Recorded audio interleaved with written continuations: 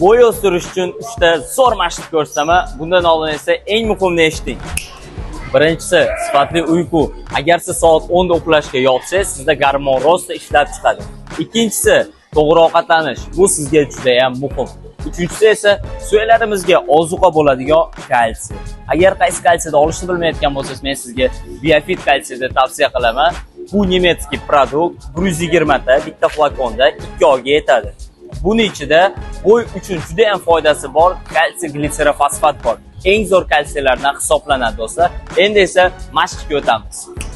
Birinchi mashq, plavni o'zimizni ko'taramiz, faqat tepa qismimizni va 3 sekund tepada cho'zigan holatda o'zimizni ushlab turamiz. Ikkinchi mashqda esa chap qo'lga o'ng oyoq to'g'ri keladi va cho'zgan holatda 3 sekund ushlab turishga harakat qilamiz. Uchinchi mashqimizda esa shunaqa o'zimizni xoli bo'sh tashlab yotamiz va chap oyog'imizni tortayotganimizda o'ng oyog'imizni tizzasi bukilmayotganligiga ahamiyat bering.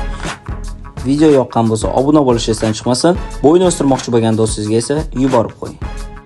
Do'stlar, o'zim ham Biofit kalsiy iste'mol qilaman. Sizlarga ham tavsiya qilib qolaman.